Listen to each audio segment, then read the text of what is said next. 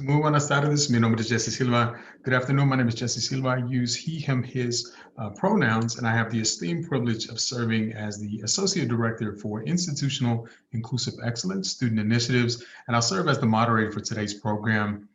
On behalf of the Division of University Administration and Texas State University, we want to welcome you to today's presentation featuring Dr. Arlette Vila, and as part of the Hispanic Heritage Month. The Hispanic Heritage Month is held from September 15th to October 15th, and as an important time to recognize and honor the many people, contributions, histories, and experiences of our Hispanic Latinx community, and as members of a global majority whose ancestors span multiple continents and generations. Throughout the United States and the world, many participate in national celebrations, festivals, community gatherings, conferences, and in honor of our ancestors who fought for independence, liberty, and social justice. September 15th through October 15th marks the anniversaries of the decolonization of Latin American countries from British, Spanish, Portuguese, and French colonizers. They include Costa Rica, El Salvador, Guatemala, Honduras, and Nicaragua, all on September 15th. Mexico, September 16th, Chile on September 18th, and Belize on September 21st. Of course, we know that independence is not limited to a single month window and was achieved by Brazil, Panama, Peru, Puerto Rico, Uruguay, and Venezuela, and all that will be celebrated nationally in the coming months. Equally important, this is not meant to overlook the number of countries and people still seeking independence. Throughout this program and during your time at Texas State University, we would use the words Hispanic and Latinx and at times interchangeably. It's important that we provide some context as to why. Hispanic and Latinx, like a number of other terms, including mestizo, mestiza, mestizex, or chicano, chicana, chicanx, are ways for persons to identify.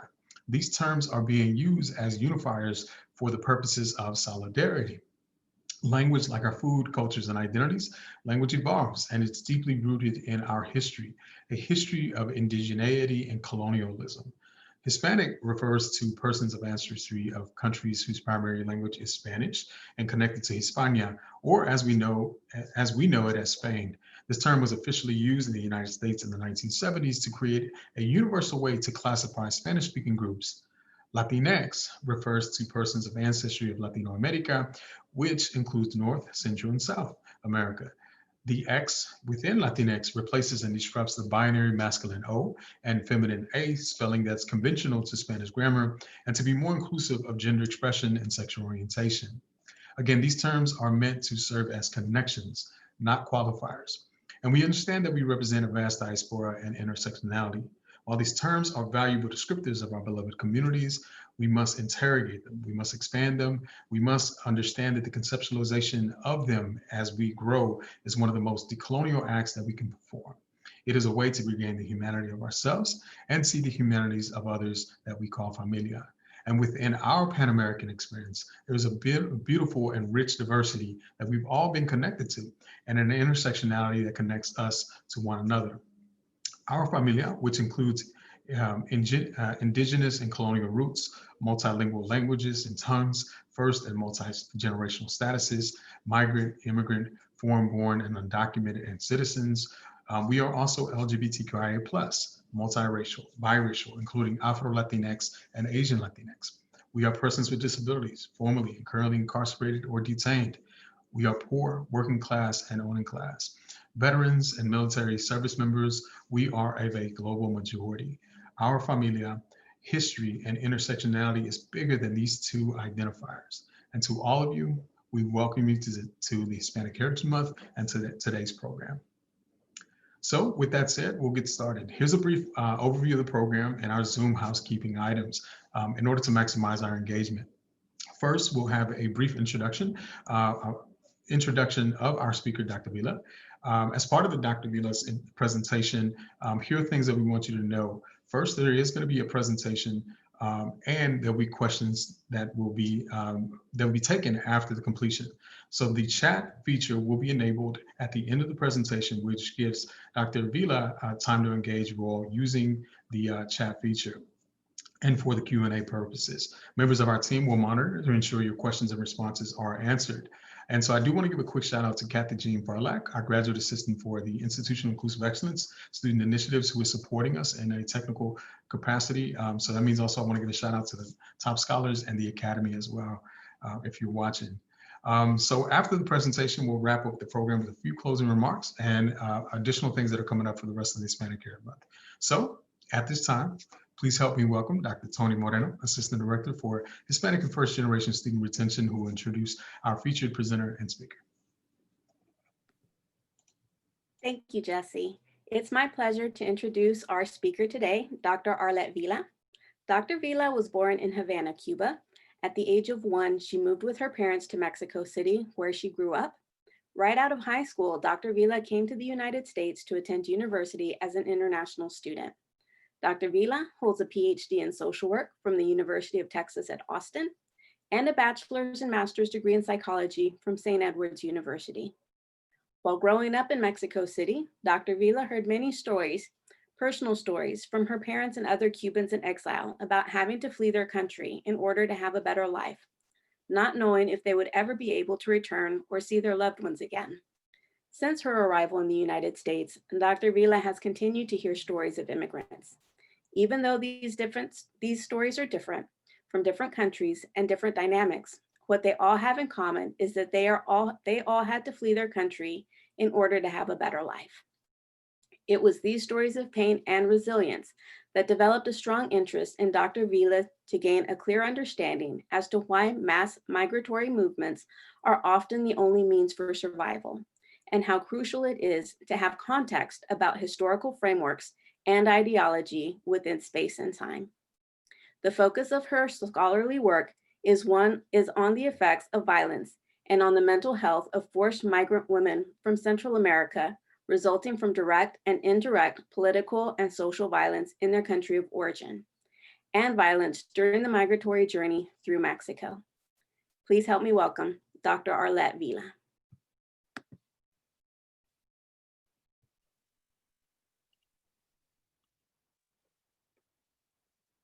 Thank you, Dr. Moreno. Thank you, everyone, for being here. It is my honor to share this space in time at this moment with you. And so I wanted to tell you, as Dr. Moreno said, I want to tell you about something that is very close to my heart, and that is international migrations. So,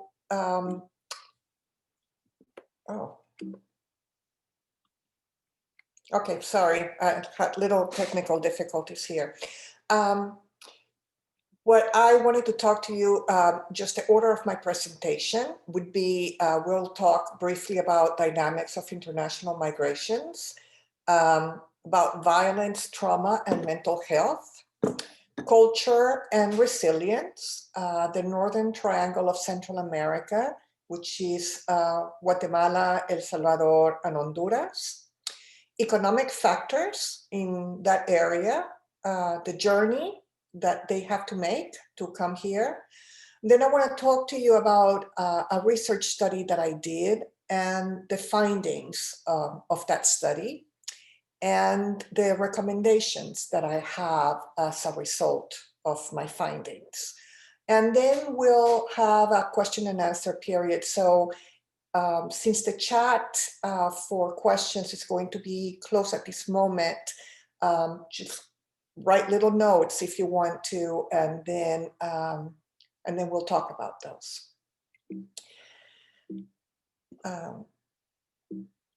I don't know why I can't advance my, anyway, sorry, I apologize.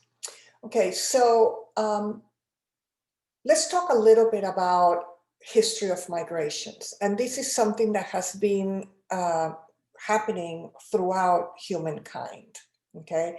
So the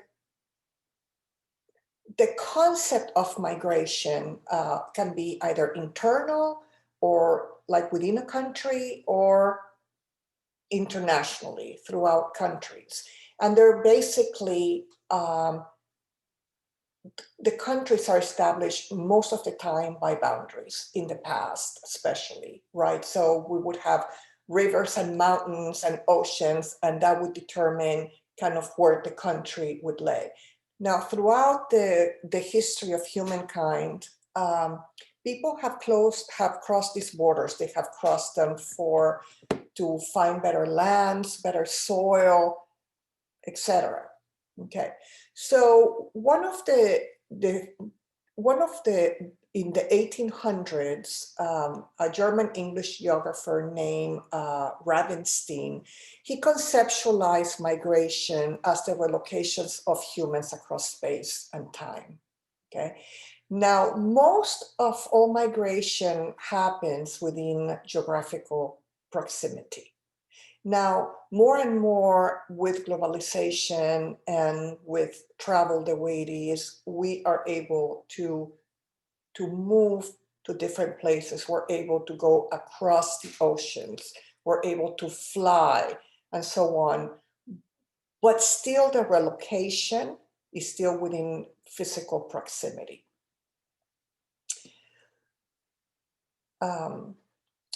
So in the dynamics of migrations, anytime that people have migrated, it has both increased, it has provide evolution, not only to the country that they have come to know, but it also has helped the country that they have left. So it has improved the world economy by people migrating.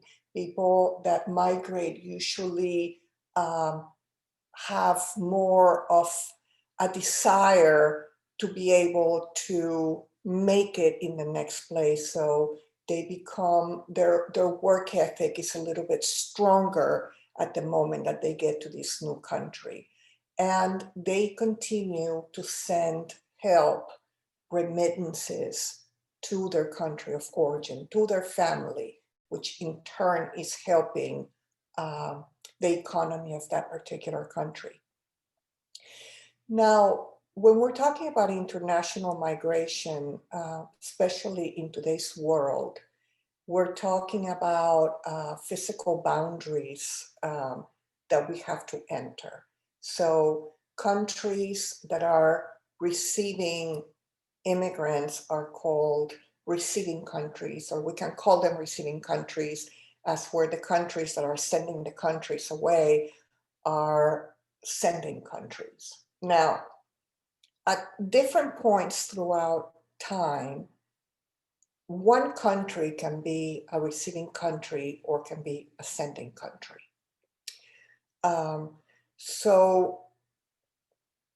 But coming into a country has political meaning.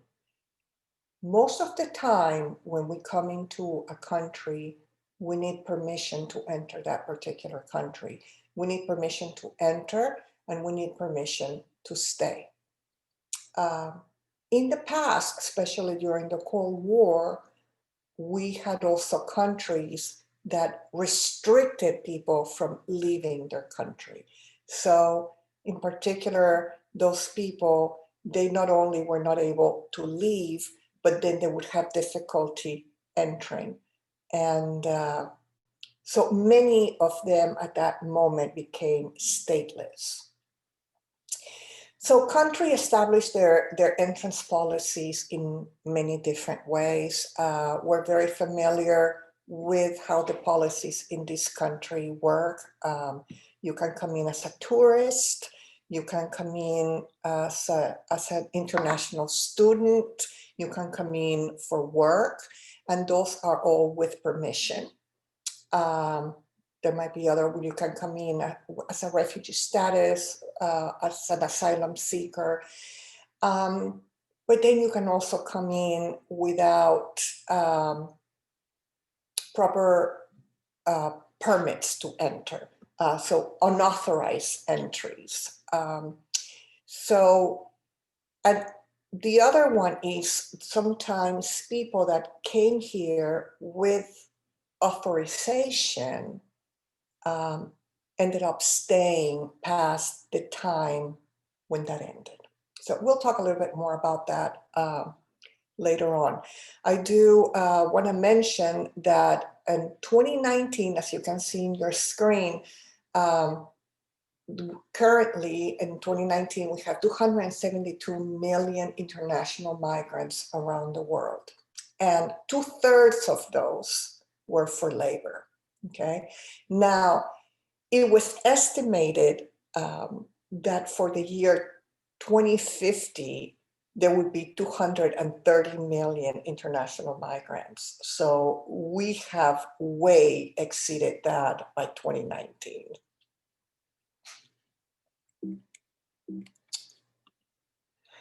So the causes for international migration, anytime that you have, and I want to begin to now shift the perspective of not migrating because, for someone that that just wants to move. Okay, I want to begin to shift my perspective to begin to make this more into a forced migration. Okay, and forced migration is not someone that is pushing them out of the country, as more as in their mind, the only way to survive is to leave. Okay, so it can be real or in their mind, but that is at that moment what they feel like. Now, reasons for these are instability, economic crisis, and conflict. So we're talking about wars, we're talking about religious, ethnic, and gender persecutions. We're talking about natural disasters where we have earthquakes, hurricanes, drought, flood, and famine. Okay, and we also have vast growing disparities in income, health, and education around the world. So it's pretty clear that depending, when we were talking about these international borders that create the countries, it's pretty clear that the quality of life that someone will have, it all depends on which side of that border one is born and one lives. Okay, so people they migrate because of conflict, economic crisis. An economic crisis, by the way, one of the things about that is not only not having money, but it's not having money to survive, just the basic needs. Okay, so they might have a job, but their job doesn't pay enough to support every member of the family. Okay, so they try to go to a place where there's plenty of jobs, the wages are higher, and a lot of them go to places where they have already established social support. Okay, it's very good to have already a friend or an acquaintance that they can go and stay with, and they already know how to navigate the system. It's easier to get a job, easier to put their children in school, etc. Now, some forced migrants are refugees and asylum seekers. Unfortunately, not everyone can qualify under these. A refugee was under the 1951 Geneva Convention. They declared that that a refugee has a well-founded fear of being persecuted because of his race, religion, nationality, membership to a particular social group or opinion, or is unable or willing to avail himself or herself to the protection of that country or to return there. So 1951, this is during the Cold War. It was back then, it was so much easier to tell that if someone came from a country that was a communist country, they got protection during for this Refugee Act, okay? Now there's no more Cold War. So it's very few people qualify as a group just because they come from there with these refugee protection.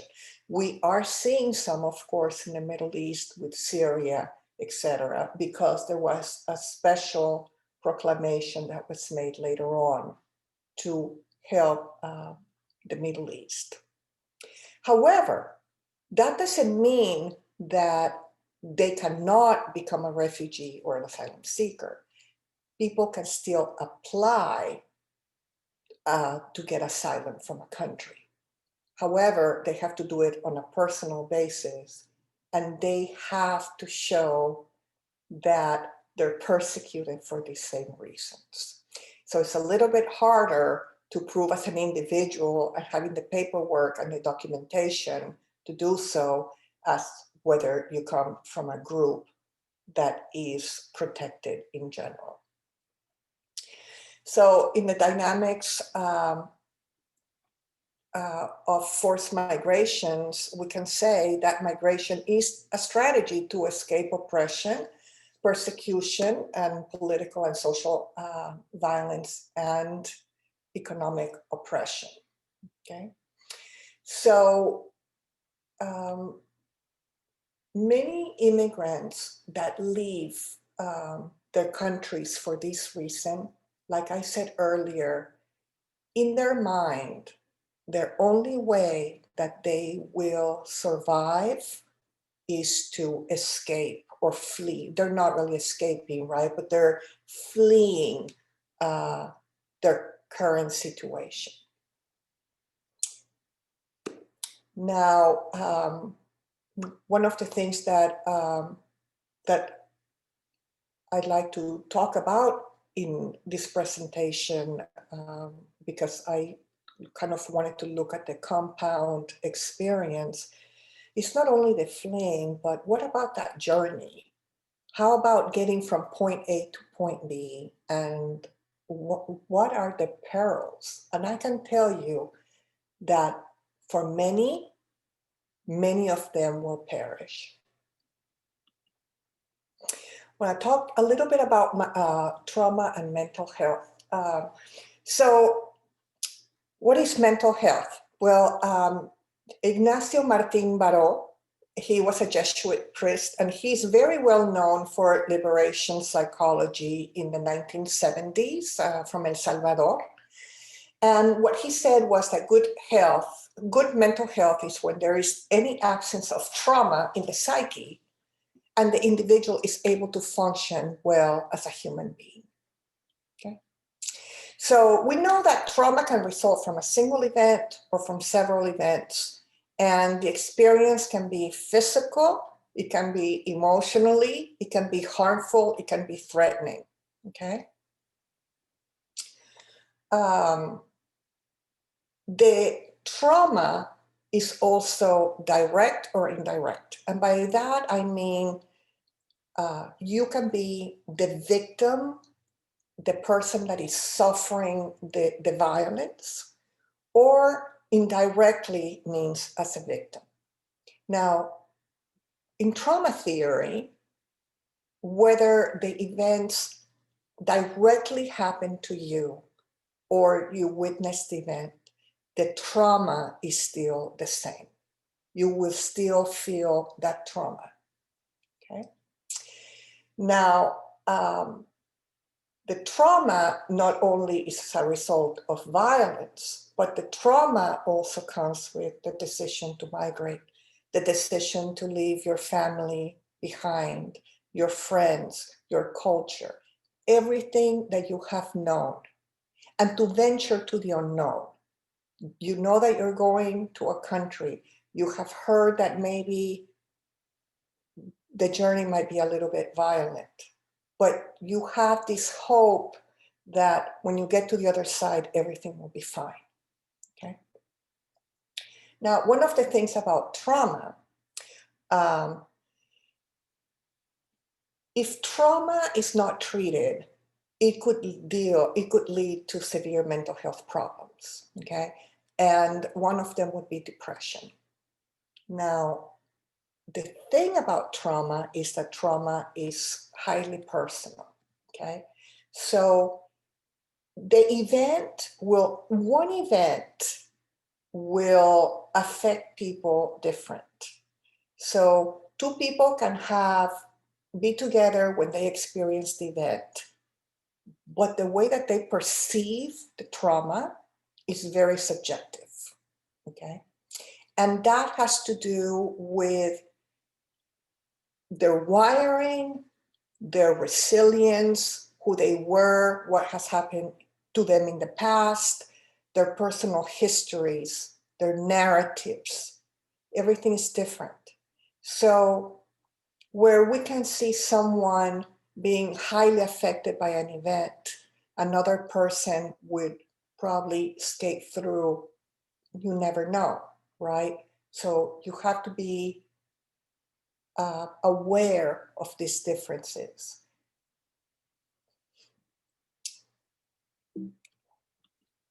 So what are the effects of this violence on mental health? So we have the trauma, which the trauma is the violence, and then also the trauma is the subjective perception. And I can tell you that the effects of political and social violence are universal. It doesn't matter which country you come from. The effects will be the same, okay? Now, how a person, like we talked about, deals with it is different. So we know that long-term exposure to war and political unrest will develop into trauma, and eventually they could be they could be at risk for mental health problems, and could even develop into PTSD, depression, anxiety, trauma, and even at times DID. So anyone that has a compound violence, and what compound violence I mean is, and we'll talk a lot more about that later through when I'm talking about the journey and all that, but it's, so imagine you experiencing violence in your country, and you leave, and you feel all this trauma and violence, and then when you're migrating, then you experience all this other trauma, not to mention just the anguish of leaving your loved ones behind. So all this accumulation of trauma is what we're kind of talking about. The compounded violence really has a direct impact on mental health problems. Also, if not treated, we know that stress, which could be as a result of the trauma, could have severely impact your physical health, and in turn will diminish your quality of life. So people with a mental illness, a major mental illness, are 2.5 times more likely to have been victims of violence than other members of society.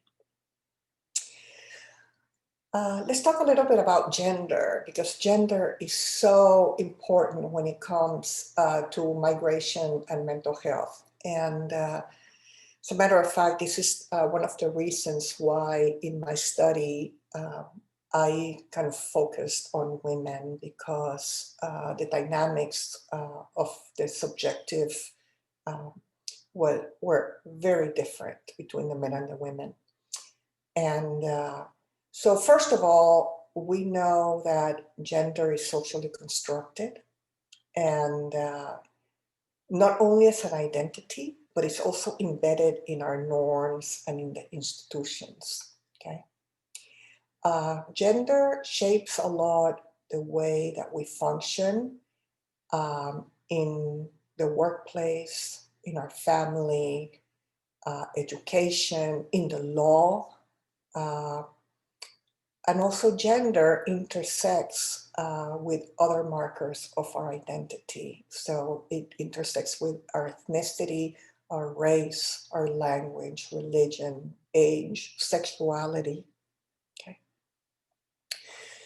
So when talking about gender or when talking about immigration, it's really important to look at it from the gender lens as to how is this specifically impacting women from this perspective.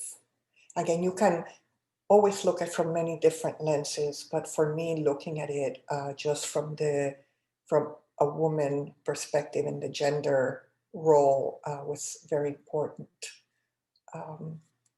So also the way that immigrants respond to their transition and immigration in their new society is related to their identity and their roles and responsibilities.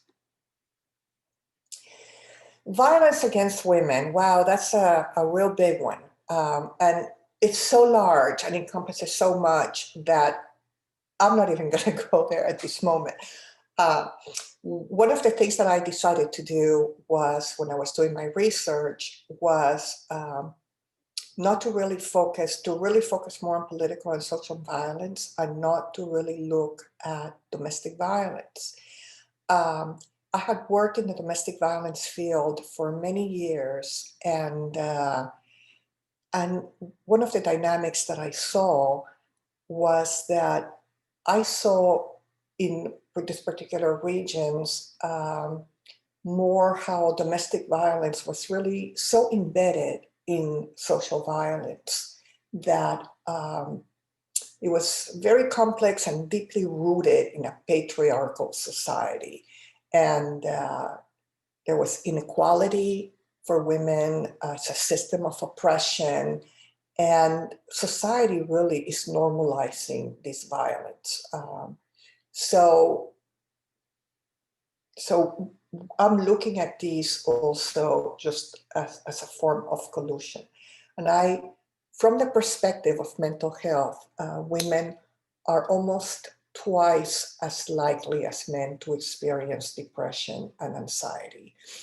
And especially the pre-immigration stress. So it is a little bit more stressful in the literature. It has shown that it's a little bit more stressful for women to make that decision to migrate and leaving their family behind. From these societies, especially patriarchal societies, where it says the man is responsible for the financial well-being of the family. So it's kind of embedded in them that they have to go and get the job. So again, different dynamics, different cultures. So speaking about cultures, so culture is such a complex term, but what really is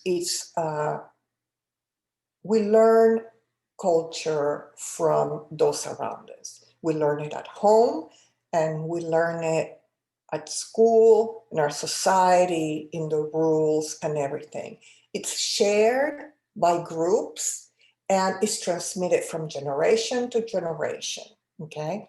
We have shared symbols, we have artifacts, we have stories, we have histories, myths, legends, jokes, rituals, rites, ceremonies, celebrations, beliefs, assumptions, attitudes, rules, norms, ethical codes. Everything is part of our culture. Not all cultures are the same. Not all, some are more similar than others, but some other ones are very different. Sometimes we have a hard time understanding how can someone do something the way that they do, and it's, that's part of their culture, right? And so much of what we see as ethically and morally correct is also culturally embedded, okay? But one thing about that culture does is that it unifies us with a common experience. And in general, we try to seek other people that share the same culture that we do. Sometimes as immigrants, we long for something that was left behind. And we feel that connecting with people that share our culture, it feels us in a way that we feel more complete, we feel more validated, kind of like comfort food, and food, of course, talk about culture. Food is one of the things that cultures have. Each culture has their own. I also want to tell you about that culture can be visible or invisible. So you might see that something, someone is from a particular culture because they speak a particular language, or they have this hair or so on, but also it's invisible because it's the way that you were brought up, right? So it's your belief system of what you think it's right.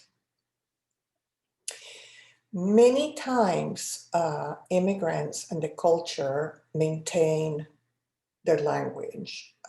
Eventually that kind of begins to fade out by the third generation, sometimes a little bit faster, sometimes a little longer. I guess it depends. But at least we know that for a few generations, that culture will be kept. Now it will continue to change as we begin to change, okay? So sorry. Well, I went to a different slide, but we'll get to this slide in a few minutes. I just wanted to tell you a little bit more about the culture and about our narratives. And just think about when we are telling our stories, when we hear stories from other people, from our elders, others that are coming from other places. And then we tell the story. We begin to shift our narrative to that story. We relive those moments, okay? And we begin to keep on constructing this reality, and together we are beginning to construct new meaning, okay? So as we continue to interact with others, this meaning continues to shift and continues to be constructed. So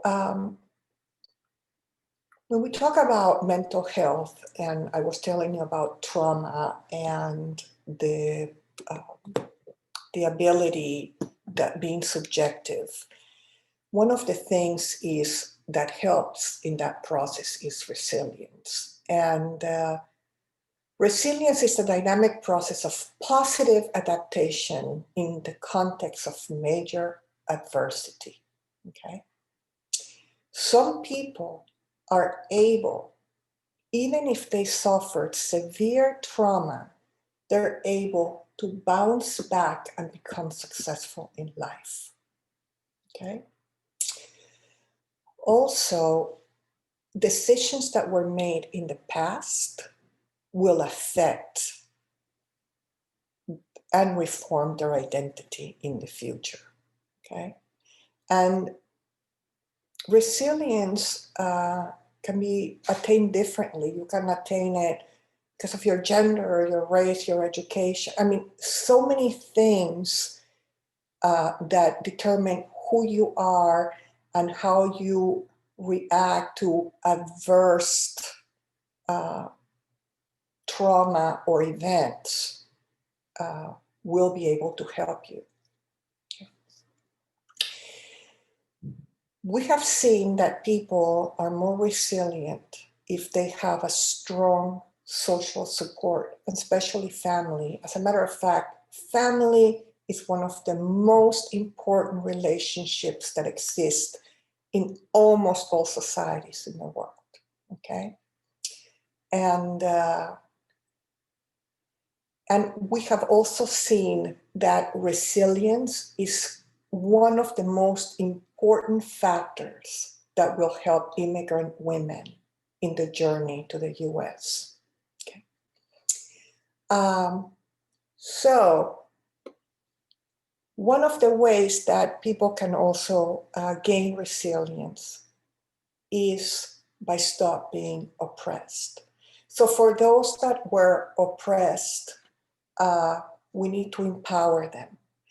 And if you are familiar with Paulo Freire, he wrote The Pedagogy of the Oppressed, which he talks about the awakening of the critical consciousness that leads the way to the expression of social discontents, precisely because these discontents are real components of an oppressive situation.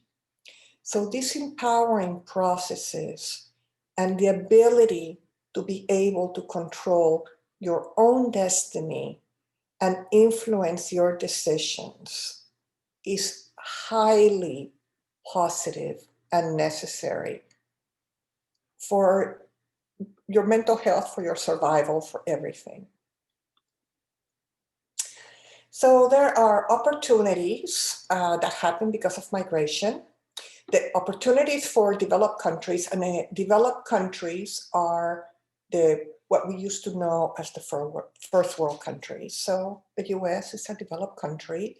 And these immigration waves, these immigrants that are coming, are able to contribute to the economic growth of the society, but also they bring so much richness in culture and our social spheres.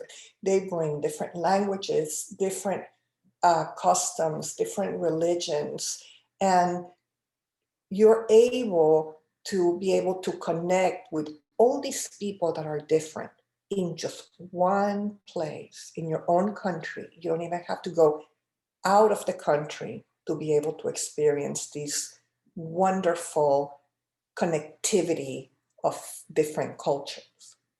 Now, the opportunities for the developing countries are remittances. You know, it is amazing the amount of help that when people come here to work and they're able to send money back home, not only are they helping their families, but these families are spending money in their economy of the country. So everyone is benefiting.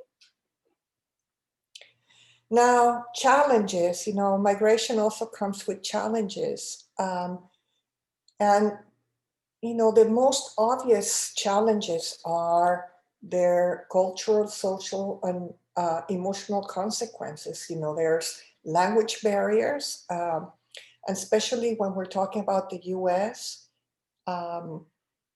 you know, except for Belize in the American continent, is the only English-speaking country in the land part. I'm not talking about the Caribbean, but just in Latin America, basically, other than Canada, of course. So language is a big challenge for many. And it's not only the ability to speak, but it's also writing and reading. And many of the people that migrate, these forced migrants, many of them do not even, or it's not that they do not know how to read, but maybe their level of education is quite low and they're not extremely extremely prepared to learn to read in a different language. They will also, many of them will live in poverty here. They will be underemployed, will be marginalized, they will be discriminated, they will be exploited. And many of them will have a really hard time getting access to mental health services. So the losses, again, are quite a lot. They gain freedom, they gain the ability to have enough to eat and to put a roof over their head, but there's a lot that they sacrifice to get there.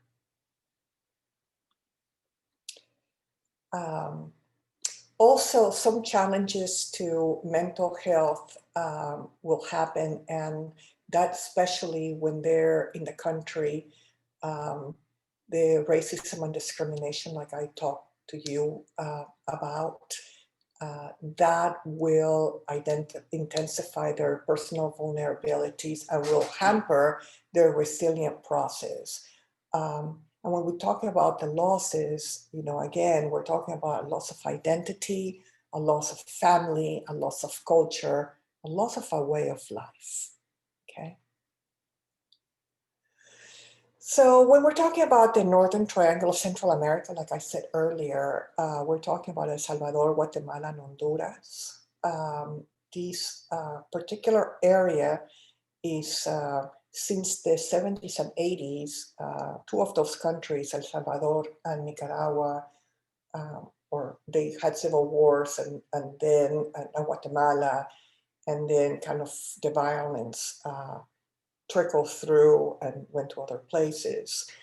A lot of the wars happened because of dictatorships and income inequality, a lot of oppression, and underemployment. And when I'm talking about underemployment, is that they might have jobs, but the jobs pay so very little that it's just not enough. And they also, at this moment, since the wars ended, the countries are engulfed with violence from gangs, from militants, corruption from police, you name it.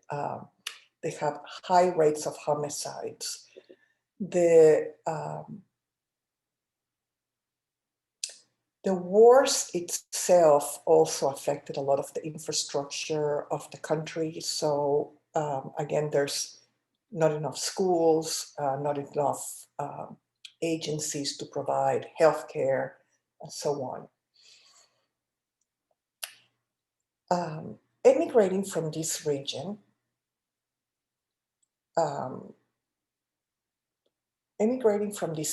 region is as a result of high rates of homicide in this region. First, they fled because of the wars. Now they're fleeing because there's no jobs, their pay is very little, there's severe gang violence. So they're escaping impoverishment, they're escaping human rights abuses, they're being arrested, they're being extorted, tortured, kidnapped, you name it. One of the things about immigrating from this region and trying to come to the US is that they first have to go through Mexico, and that journey can be extremely, extremely dangerous, especially in the last 2 decades. Just briefly, a little bit about El Salvador. We're talking about the Northern Triangle of Central America, but yet these 3 countries are 3 different countries. The people are different people. They have different heroes. They have different everything, okay? They do share the same language, but that's it. So we cannot just lump them, and we cannot say that they're all leaving because of the same reason. So in El Salvador, it's a tiny country, but it's super, super, super populated. So you're having about 113 people per square mile, okay? It is the most densely populated country in the American continent. Most Salvadorians are born and raised in extreme poverty. We said that during the war, the 12-year war that they had, between 75 and 90,000 people were killed. and 85% of those were committed by the military and death squads. Okay.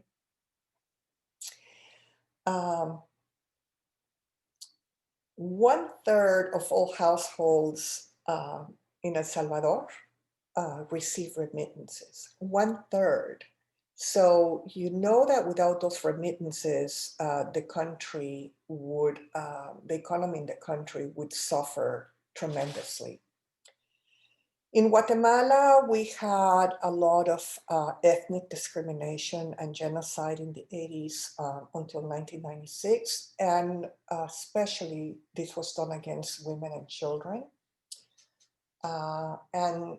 And then even more specifically, Mayan women. Around 200,000 civilians were either killed or disappeared, and 93% of those were officially sanctioned by terror government forces.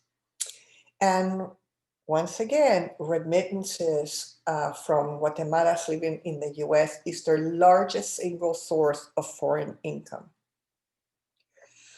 Honduras, Honduras is a different story. Honduras, really the biggest problem began in 1998 with Hurricane Mitch that killed about 5,000 people, and about 1.5 million of them were displaced. The damages of the hurricane alone cost $3 billion US.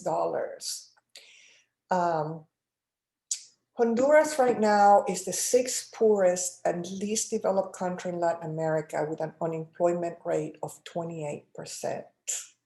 Okay, and it is known colloquially by the United Nations Organization of the American States as the murder capital of the world. Gangs in the area are an extreme problem, and we're talking about in all 3 countries combined. And even though they started in the 80s in Guatemala and in Salvador, as a result of Hurricane Mitch and the destruction of the infrastructure, Honduras is the same since the 21st century. The main 2 are Barrio 18, Barrio 18, and Mara Salvatrucha. And you probably have heard of them being reserved as here in this country as MS-18, but MS-18 really is 2 different gangs. But anyway, just FYI. They are responsible for homicides, burglaries, kidnapping, and trafficking of arms and drugs in and out of the region. Okay. And most of the gang members are men between the ages of 12 and 30 with a 7th grade education.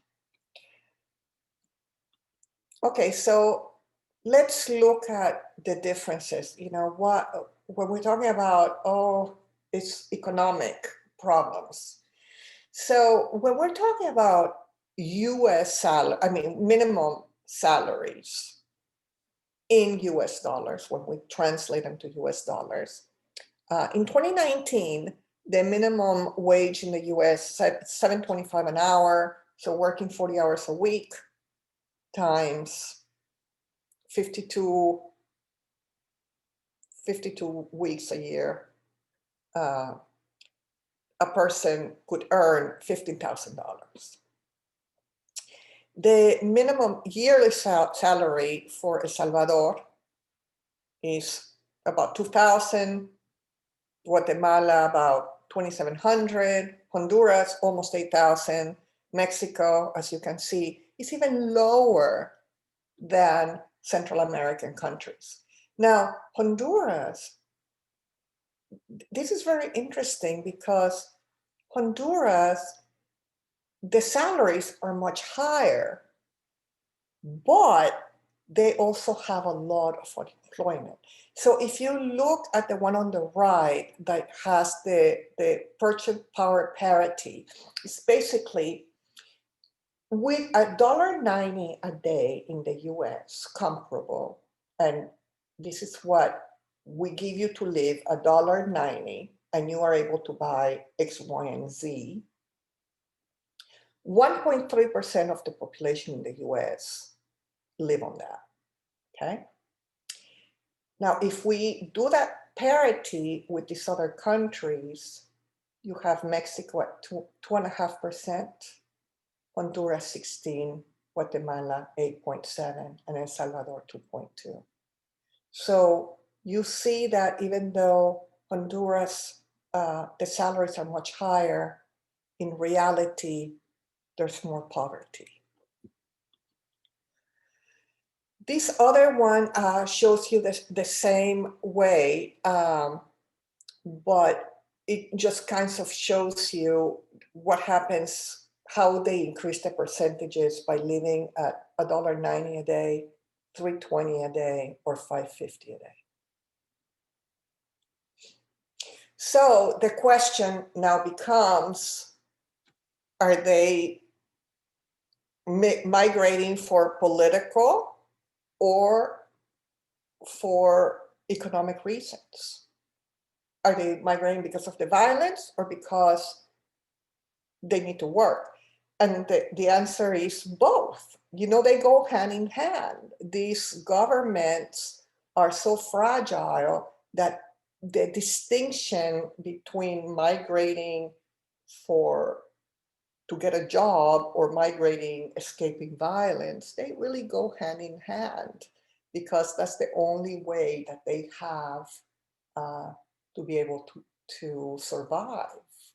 So they at that moment have become just like a refugee and an asylum seeker, you know, and they just hope that they're able to enter somewhere else. They want to go basically to a country that is in geographical proximity, is more developed. There's jobs available, especially jobs that the local people do not want, where salaries are higher, not only for them to live, but to able to be sent home, and where political and social violence and human rights abuses are not tolerated. So whether they will qualify or not for political asylum, they don't know. But one of the things that I can tell you is that only a few of them will apply for asylum, even though they, with their stories that they tell you, you know that they could qualify. But again, not having the documentation and waiting those long lines to be processed, many of them will not do it. They rather just take a chance and go across without authorization. So, so in the US, they will be able to get those jobs, but they will encounter those restrictions. I want to tell you that the US is the top destination country in the world, and it has 50.7 million international migrants. $68 billion in remittances are being sent out. Okay. Most of the migration in this hemisphere flows to the US and Canada, but as we know, you have to go first through the US to get to Canada if you're coming by land. In 2019, 26 million people journeyed from Latin America and the Caribbean to the USA and Canada. And in 2018, 254,300 new asylum applications were filed for asylum. The journey through Mexico.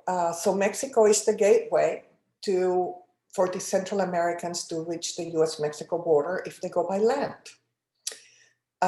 It is 1,864 miles. That's, you know, It depends if you do it by car, by boat, by bus, walking, you name it. During the journey, they are exposed to a lot of traumatic events, environmental factors. They risk violence from people. They risk abuse, discrimination, robbery, extortion, physical abuse, rape, kidnappings, and then torture, imprisonment, death. And they could also be attacked by wild animals. They can drown. They can be in traffic accidents, hypothermia, heat stroke, and dehydration. Okay. Many of them are held by smugglers known as coyotes, but they also are at risk of encountering drug trafficker, gangs, thieves, and others that commit illegal atrocities. Now, the journey is not only crossing Mexico, the journey is also so psychological.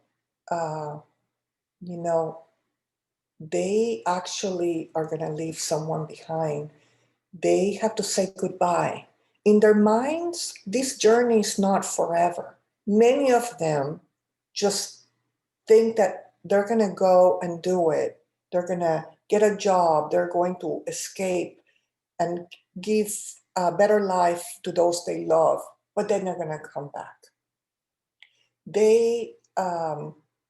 Some of them are too young. They're on their own. They have to find a new family. They have to create a new family. Who says that family has to be blood related, right? They have to develop a sense of financial security. But one of the things is that all these journeys, the psychological journey, will keep on reforming their identity. But they will always continue to have these feelings, these memories that often haunt them.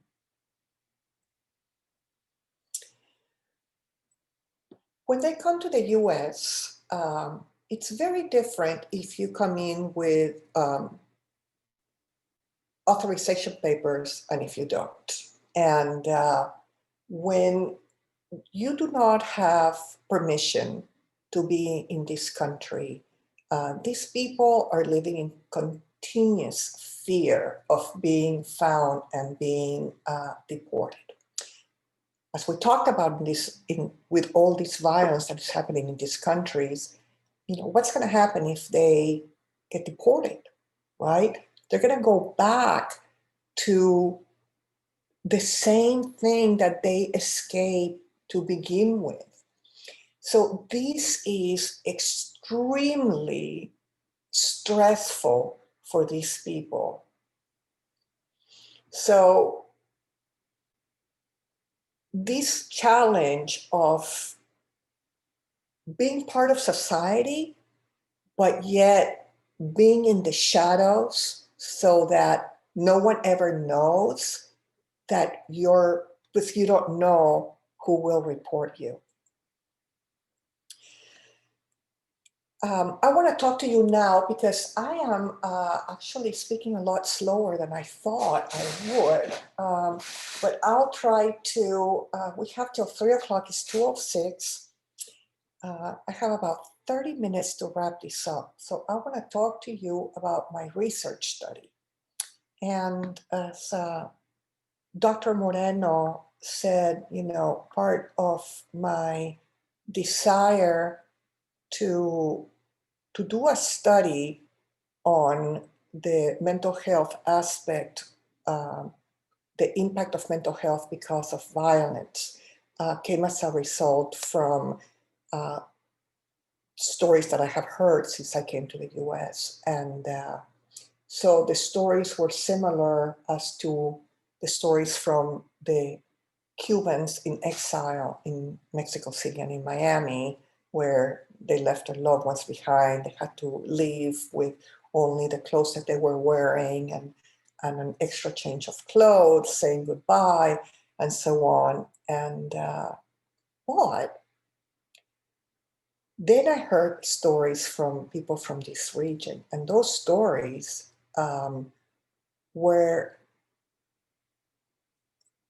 different in the way, not as much as the actual migration and emigration, but it was more once they were here.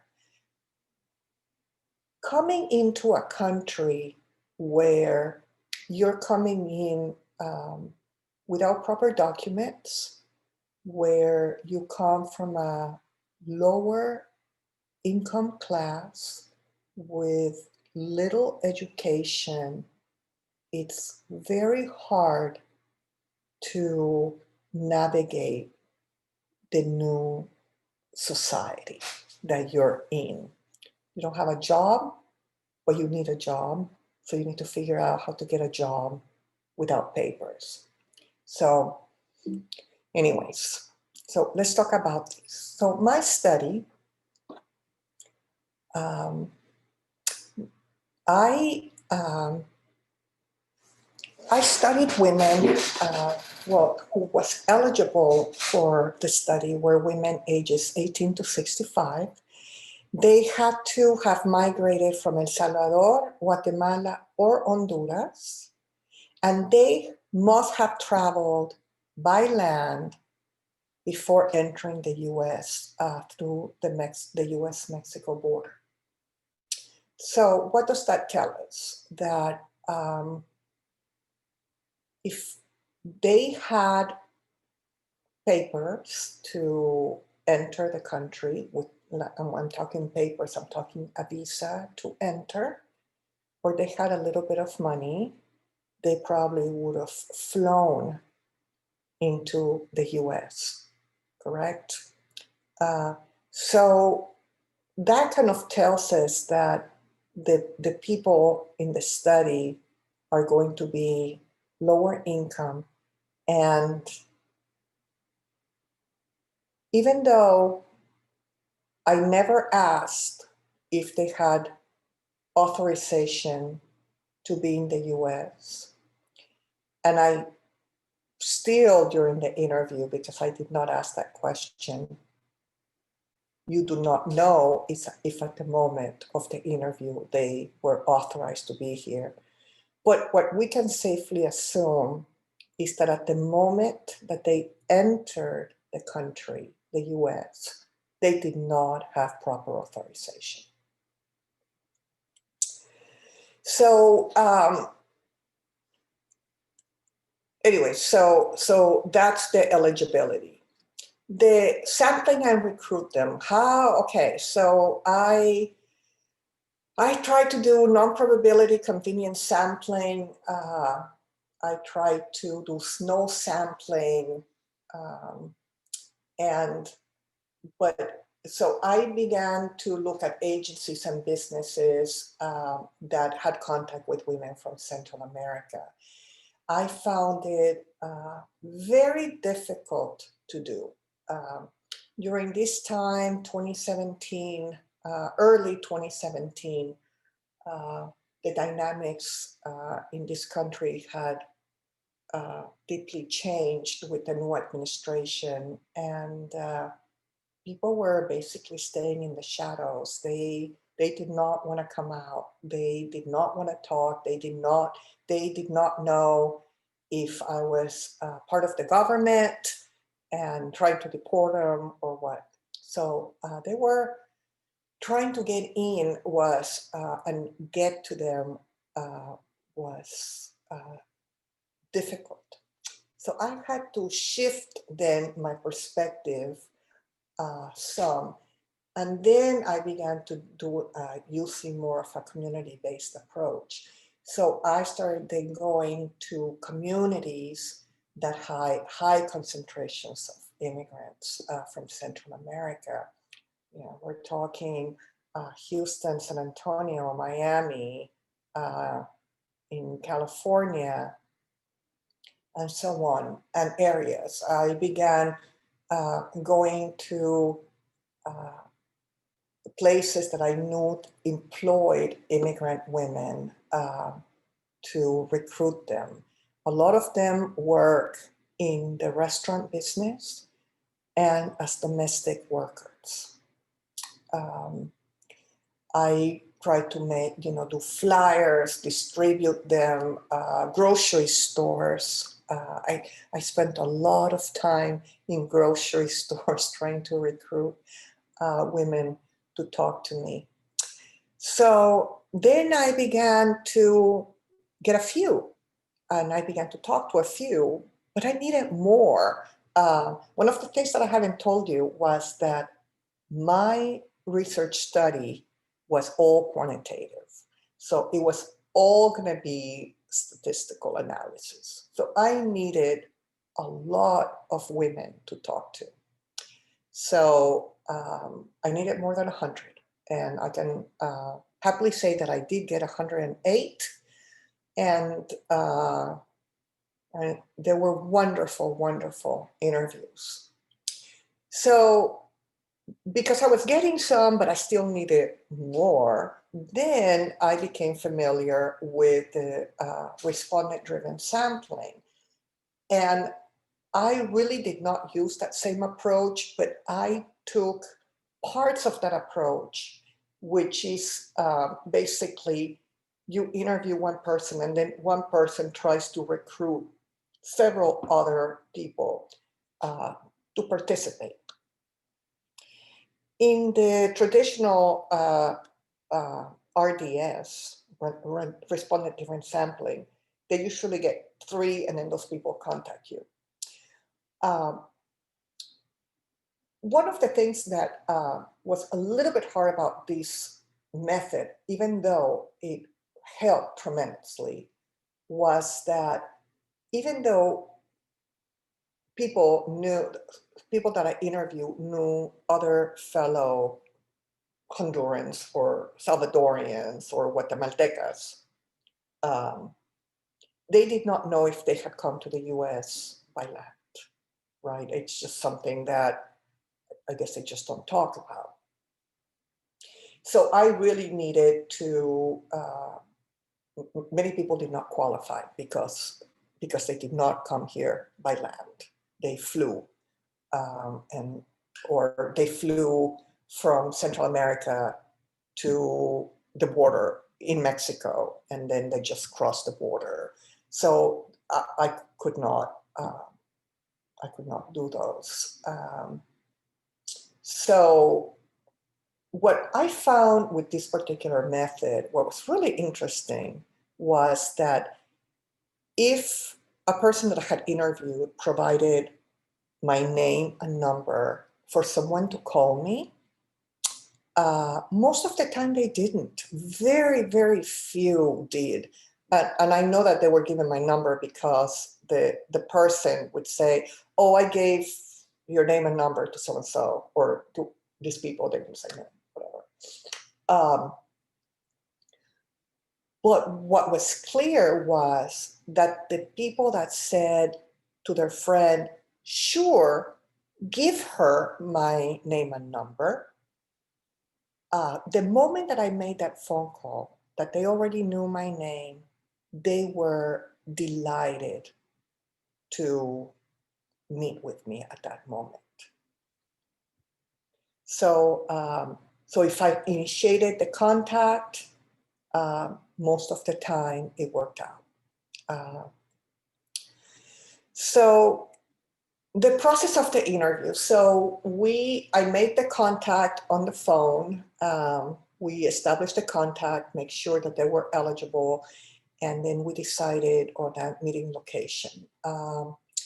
So once the meeting started, usually took an hour and a half, hours to complete, or sometimes a little bit longer. And it was all because of how much was coming out at that moment.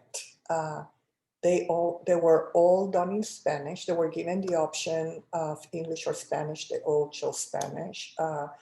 It's amazing how when people are given the opportunity to converse in their language of origin, how happy they are to do so. So anyway, so we decided I would allow them to decide on the location, whether they wanted to do it at their home or in a public place, a coffee house, a restaurant, a library, so on. They chose, I met them there, okay? On occasions, we did gatherings at people's homes. They, would bring some cookies and stuff, and there would be like 5, 6 people, and they would all be chatting, and then I would go into a separate room interviewing each one independently.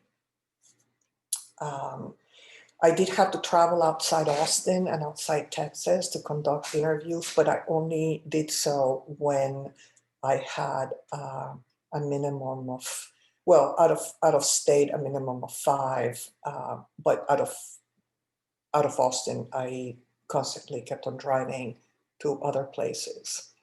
So the questionnaire I developed, and I developed the questionnaire not only with questions that were interested with me on finding out, but I also did a lot of research on the literature to see what was happening in these countries that was causing people to emigrate, and also what was happening during the journey. So it was really important for me to get a clear understanding and ask the really right questions. So the questions were not open-ended. The questions was like select all that apply. And so it was extremely comprehensive, that I could get all this extremely rich information by me asking this very specific question. And they would say like, oh yeah, that happened. Oh yeah. So I asked about demographics. I asked about when they immigrated. Amazingly, people, even if they have been here for years, they still know the day that they left their home. They know how many days they were in transit. And I also asked about whether or not they were detained. I asked methods of transportation. Who do they travel with? Why did they make that reason to leave? Was it economic? Was it for family reunification? Was it for political, social, or domestic violence?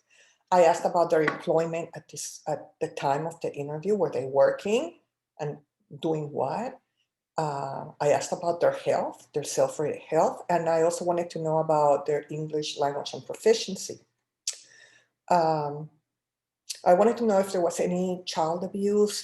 Child abuse is a predictor, or it has an impact on the level of resilience that people will have later on. So it was important for me to get an idea on past child abuse.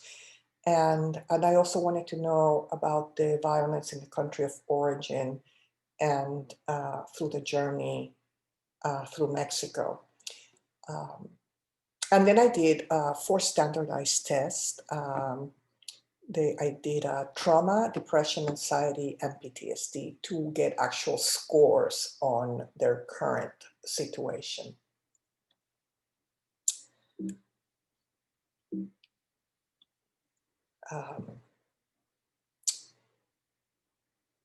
During the interviews also, like I said, it was select all.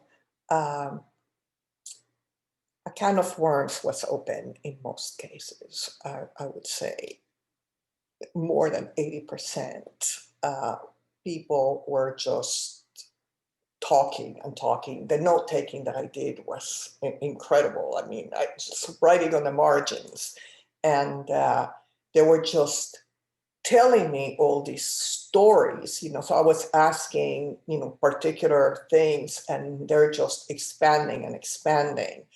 And for many of them, there's tears, there's this grief, and you just allow them to keep on talking about the story. You're listening to their stories, you're empathizing with them, you're empowering them.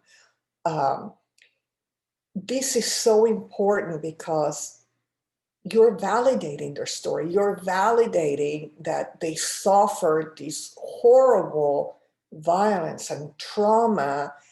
And so many of them, they had never talked about what happened to them. They felt the shame for having been raped or attacked. So many thought that it was their fault, that it was the price that they had to pay to make it to the US. And this was amazing to see these women with these stories, but at that moment, just letting it all out and just feeling this, you could see their sense when it was over of how this great weight had been like lifted off their shoulders. It's like, explain to them, you know, it's not your fault. You're not the only one. It's nothing that you did. This is happening. But then also be able to, at that moment, be able to refer to counseling services and to acknowledge is you really need to talk to someone. You need to let all this out. You need to, you know, accept and not repressed, which so many of them had done. Now, I had an advantage as a former therapist to be able to guide them and provide this counseling to them. So I would not encourage anyone that does not have those skills to approach these without a backup, to be able to help these women at this very critical time of need. And then it's the saying goodbye. And saying goodbye at that moment, after this level of intimacy between interviewer and interviewee, with these so very deep, I don't want to say secrets, but they were just so private stories, and saying goodbye, and how it's so difficult for the both of us to be able to do that. And you just hope that they're going to be okay. So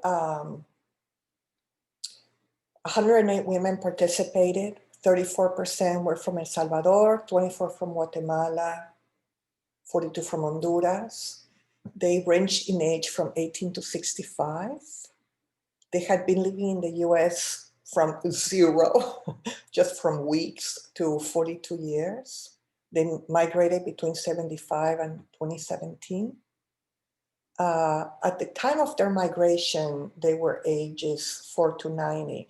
So some traveled with their family as children or their mother. Some traveled alone with other children. The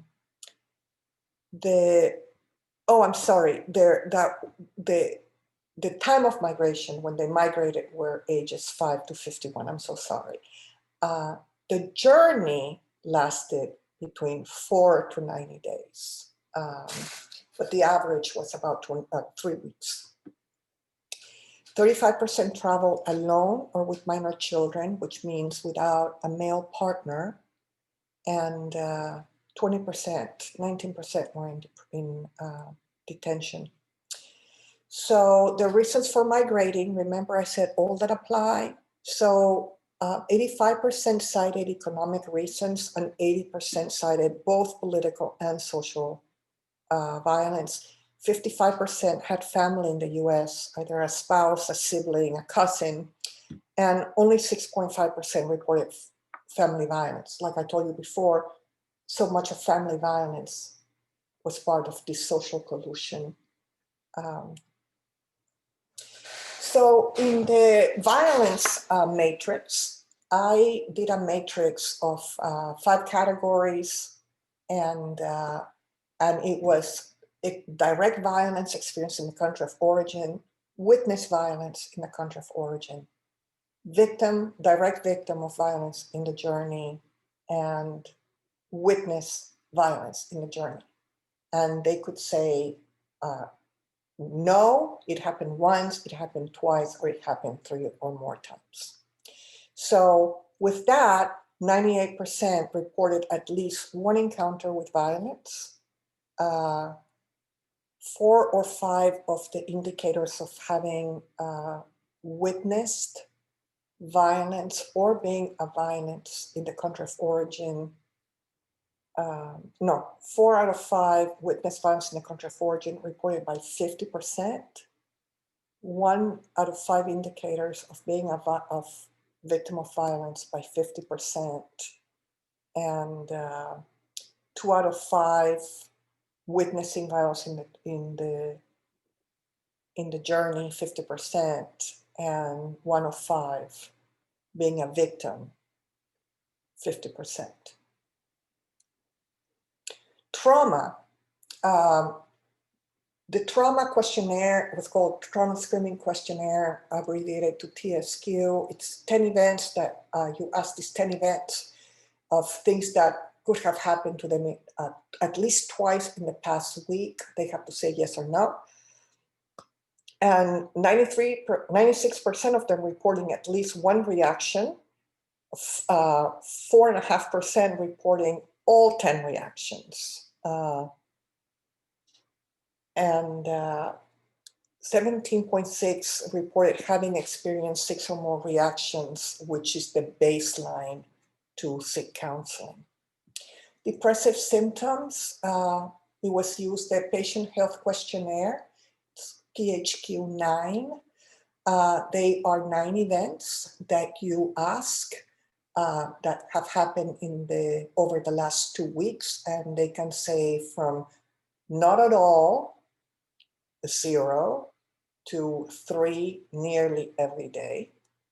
And 90% reported having at least one symptom, and 1/3 had scores that indicate moderate to severe signs for depression, which is an indication that treatment is strongly recommended. So findings, so we know that violence is a significant predictor of trauma and depression. And the more violence, the higher the depressive symptoms and the higher the levels of trauma, and experiencing more trauma, the more depressive symptoms that you would have. So one of the things was I'm really running out of time. My mediation model basically said, if you experience violence, you will suffer depression, okay? There's a direct link. It also said that you have violence, you would also have a link to trauma, and trauma will have a direct link from depression. So the model kind of showed that trauma was a bypass to having direct depression. So what we're seeing is that since trauma is subjective and it could make this relationship between violence and depression have an impact on it, if we work as practitioners in diminishing and shifting the perception of that trauma, we could potentially eliminate these depressive symptoms. So instead of targeting depression, we target the perception of trauma. So some of the recommendations that I have is that it's very important to understand the level of depression and trauma, learn about their journey and the violence in the country of origin. We need to assess the mental health status. We need to have intervention strategies for these women. we need to understand that they're not all the same. Okay, not all the same. They are not all Salvadorians. They're not all Hispanic. They are Salvadorian. There are Hondurans. They are Guatemaltecas. They're women. They're mothers. They're daughters. They're all different. Learn under what circumstances did they live. Find out what has worked in the past with other immigrant populations and see what are those things that they need? What are the strategies? Recognize that they left a lot behind. We also need humanitarian policies for people to come into this country when they're escaping violence.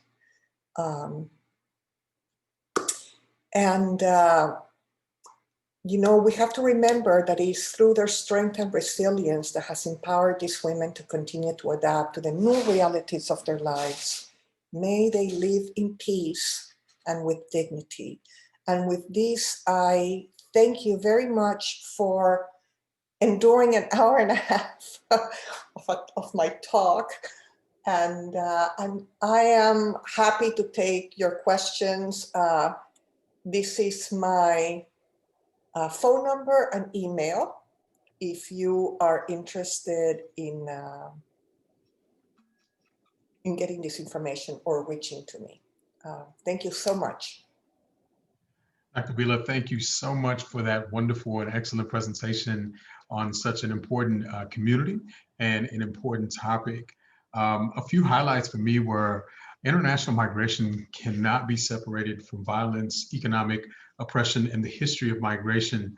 There is a symbiotic relationship that manifests both directly and indirectly in the experiences of immigrant women.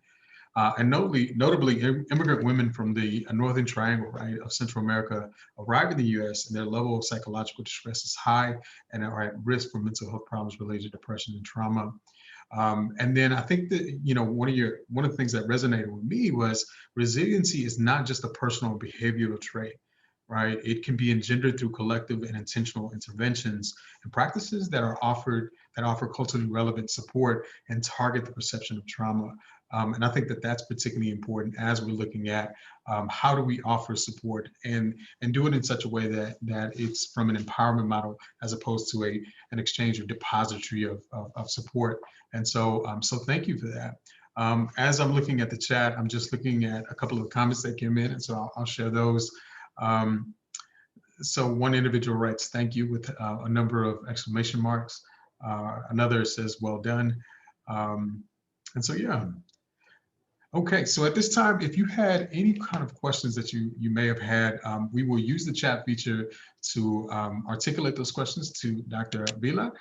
So we'll give you a few seconds to just process what they are, to type them in, and then we will read them out loud so Dr. Vila can provide a response to you. Please direct the questions to me. Sorry about that.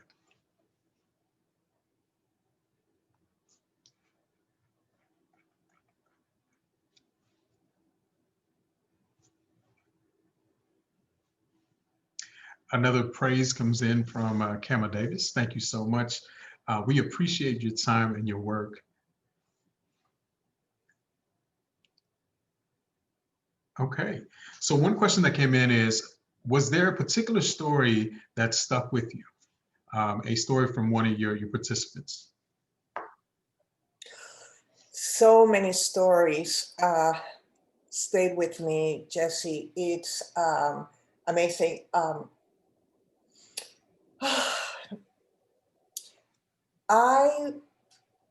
There was, of course, the stories of those who suffered tremendous violence, and then the story of just normal. But one of the things, before I tell you a particular story, in summary, I do want to remind everyone, because I did not say that, but as with any research, all the information that I collected was confidential and anonymous.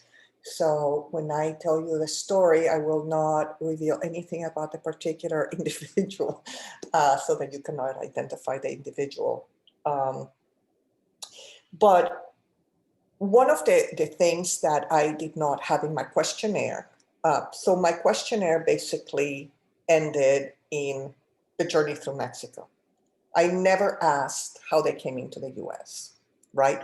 They are in the US, so I know that they made it in, but I never, but so many of them, they wanted to talk about the actual crossing of the border, and something that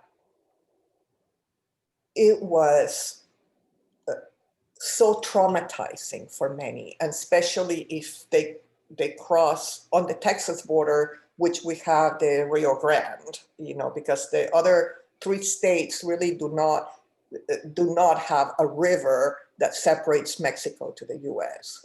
So crossing the Rio Grande was an extreme challenge and trauma for many of these women. You know, they talk about crossing at night so that no one would see them. Most of them did not know how to swim. You know, they're tied together with, you know, they have to take most of their clothes off, just keep their undergarments and put things in a plastic bag so they don't get wet when they get to the other side. Some of them holding their babies. One woman said how this woman slipped and her baby left her arms and is floating, and then this man is going to rescue the baby and giving it back to her arms. You know, just this feeling of drowning, and it was such disturbing. I mean, just that experience alone, it's worth learning more about it. And as a matter of fact, because of that, I did check on a report, and it's called the Fatal Journey Report, published worldwide. But in 2014, 1,884 people perished crossing the border, just crossing it. And so that's one of those stories. And then, you know, remember how I showed that some of the people in the journey, it took them like 90 days. Well, you know, most of them are here in 3 weeks max, right? 90 days on 2 particular occasions. There were women that were captured by gangs and imprisoned, and they were tortured. They were young women. And on both occasions, they had a small kid with them. Before I started my research, one of the things that I thought was a protective factor, I thought that traveling with a child would protect many women because they're traveling. And these 2 particular stories just showed me how that is not the case. And not only was the woman tortured and abused, but the child was too.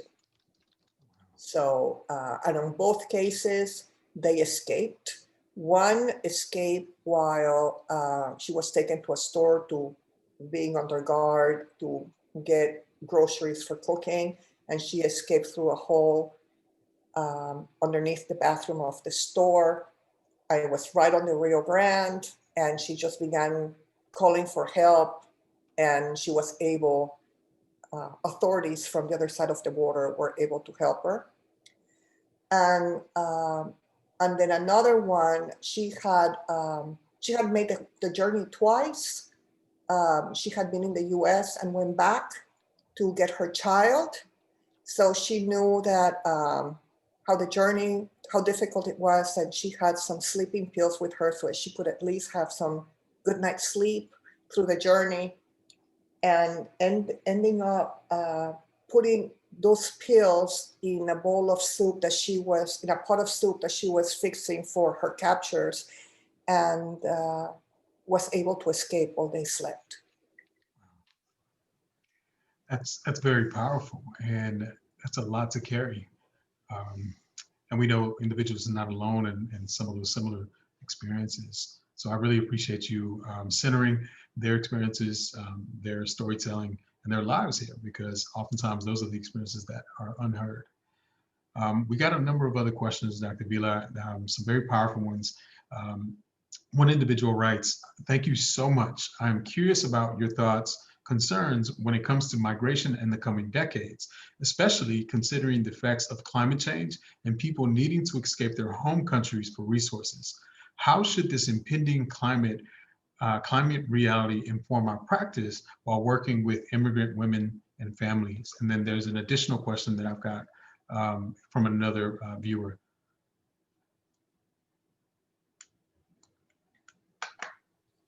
So I think that with climate change, just like I was talking about forced migrations, I think we're talking about, it's basically the same. It's, again, this escaping.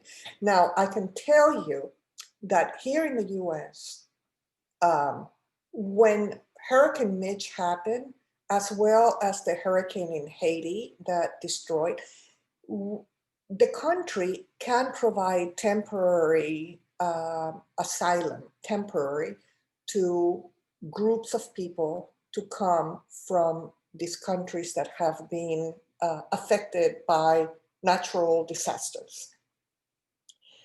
Now, because it's temporary, it means that it's not going to last forever. So they're going to eventually go back. Now, that being said, just like refugees and everyone else and any forced migrations, most people want to go back. They want to go back. They come to a country to have a better life and in order to survive. But in their mind, they want to go home. And even if they die here, they want to be buried in their country. You know, this is never forever. I do want to tell you a personal story related to this. It's a tiny little story, but I remember as a Cuban child and hearing Mexico did not have too many Cubans, but as we know, Miami has tons of Cubans. So in Mexico, I didn't hear it much, only like from the family and stuff. But I would go to Miami and there's all these people on wheelchairs, not wheelchairs, on rocking chairs on their porches. This is my memory as a child. And they would say, when Castro dies and we go back to Cuba, and I would be thinking with my other little Cuban friends, it's like, we're not going back. I mean, we don't have friends there. This is our new home. You know, for me, Mexico City was my home. I traveled when I was 1 year old, but I did not become a resident of Mexico until I was 7. And I was never allowed to get citizenship because in Mexico, you have to either be born, marry, or your parents have to be from Mexico. So I never qualified. But I felt so Mexican. It's like, I'm not going anywhere, you know? And, you know, I'm trying to like, what are they talking about? But that's what they want. They want to go back. You know, this is not forever. And, you know, I was talking to some of the women that are here, you know, let's say they're undocumented and they're struggling to make, you know, I mean, they're working as domestics, and now we know that a lot of them are not working because of the COVID. But they're here to give their children a better life, right? And their plan all along, they've been sending money home. They're building their new houses in their country, and then guess what? Their children don't want to go back. You know, they're American. They're like, I'm not going back to Honduras or El Salvador or Guatemala. I'm going to stay here. So then it's all of a sudden the realization of this woman that has, and this man that have worked so hard all their life to give children a better life and to go back home. And now they have to determine, well, do I want to go back or do I want to stay with my child and my grandchildren? And then it's like, it's kind of like a whole trauma all over again. And I do want to say that if they don't have papers, many of them are never going back to visit their family. So it's pretty much, even though it wasn't forever when they said goodbye, it is. It's really, really sad. I very much empathize with all that you just said. I mean, that's to some degree the similar experience what happened with my own individual family, and so there's always this yearning to go back, and the familia back in at least for our descendants in Mexico continue to live, and so there's also this loss of experiences that may come with that, either new births or passings of elders, right? And to be able to not experience those. So thank you for sharing that, Dr. Vila. I'm going to share one personal note here from one of our viewers, and then one additional question.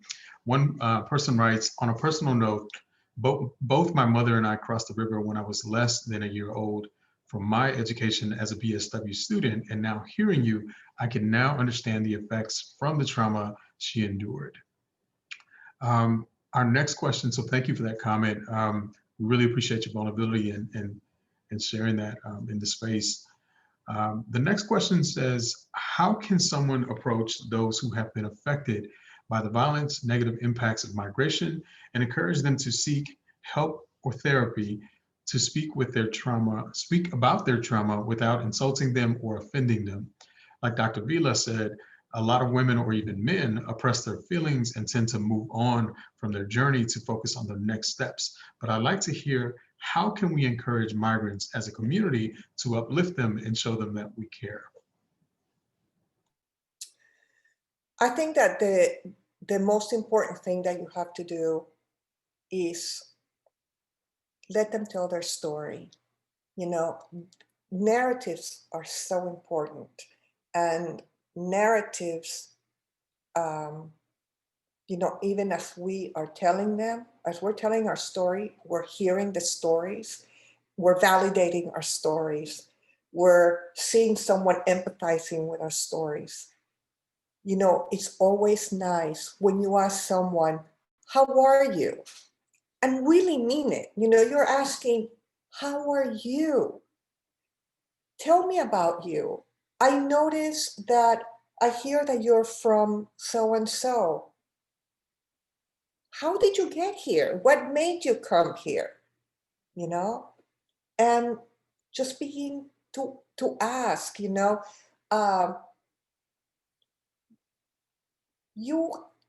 can learn without being a therapist. You can still learn to ask the right questions. You're basically listening, and then you are, when a lot of times that we begin to mirror back and we're beginning to reflect back what they're saying. And it's like, oh, so you are from, in this case, Jesse, oh, so your family's from Mexico. Where in Mexico are they from? When did they come here? Or why? Did you ever live there? Where did they settle? Did they have family? You begin to ask and you listen. And but then you also know, like I said, there are things that if you begin to learn about the history of the region, for example, I do not know enough about, other than there's a lot of conflict in the Middle East, I do not know enough as to what are the dynamics that have happened. So for me to understand what these people are suffering, other than what you see on the news, you need to read about their culture, the history of the region. once you know that, then you're at much better capacity to see what they're coming from, what trauma. When you see me and it's like, okay, well, she's from Mexico City. What is her story? You don't know. You don't know if I flew here, if I drove, if I walked. You don't even know if I'm from Mexico City, right?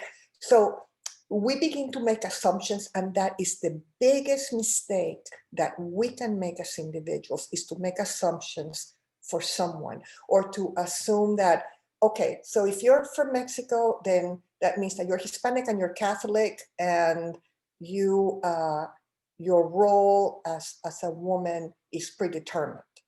Well, no, we cannot assume that, because everyone has their own stories, and we have to ask what those stories ask.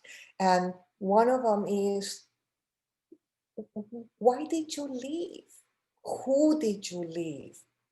What do you do now?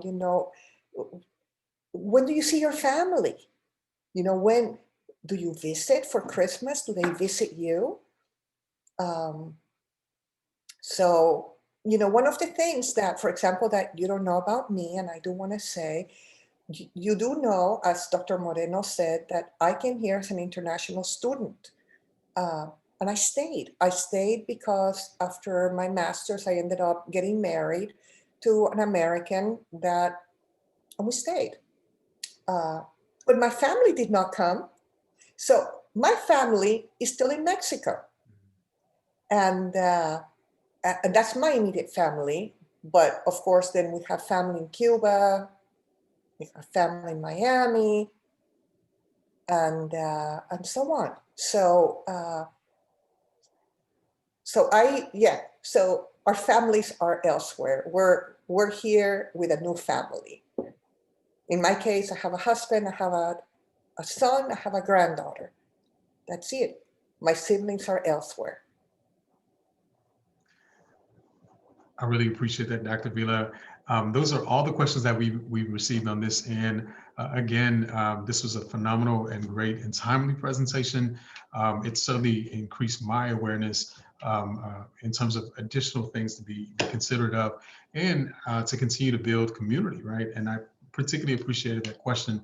It's about how do we collectively assist in creating not just a climate, but a reality in which folks are truly included in the fullness of who they are here. And so we appreciate your time today with us here at Texas State University. And so very excited to have this as part of our Hispanic Heritage Month. To close us out, I wanted to just offer a few closing remarks, but rather just a few highlights of things here at the university. So I wanted to give two resources to complement today's presentation. First is a student organization by the name of Student Community of Progressive Empowerment, also called SCOPE. The Student Community of Progressive Empowerment was founded in 2015 by undocumented and allied students. This is the first student organization of its kind officially recognized at Texas State University to serve and support undocumented and DACA students. And it includes immigrants on and off campus. And so shout out to SCOPE for doing a lot of the work prior to the establishment of a couple of resources that I'll share here shortly. And so if you're wanting more information about SCOPE, you can follow them on their social at SCOPE TXST. So kudos to the team out there.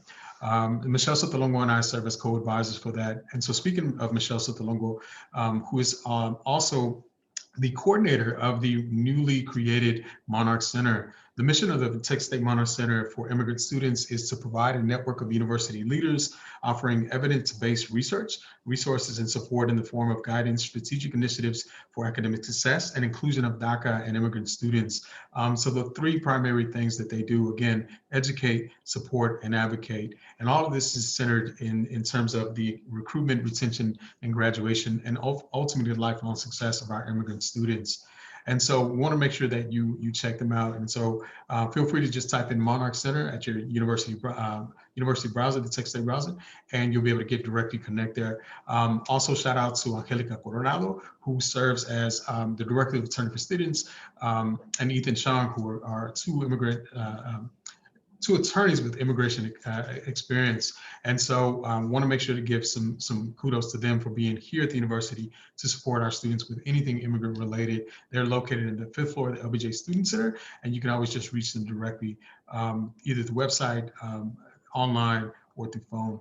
The last thing is just a closing reminder that the Indigenous Cultures Institute is happening. This is an open invitation to students who are interested in learning about the indigenous roots of Hispanic heritage in a 3-day interactive workshop. It's going to be running from October 7th through October 8th, from 5 to 7 p.m. And then lastly, we are continuing the Somos TXST Latinx Student Support Fund. Last year, we raised over $3,000. These funds were used to provide direct support to a number of students for professional and personal development. And so this year, that funding is going to be focusing on student retention and professional development, and we'll be able to assist a number of students, inclusive of our immigrant students. And so, of course, we encourage you to participate in all the Hispanic Heritage Month events listed on the University Diversity calendar. So again, we thank you all for attending, and we look forward to seeing you all at the upcoming events. Yeah, have a great day.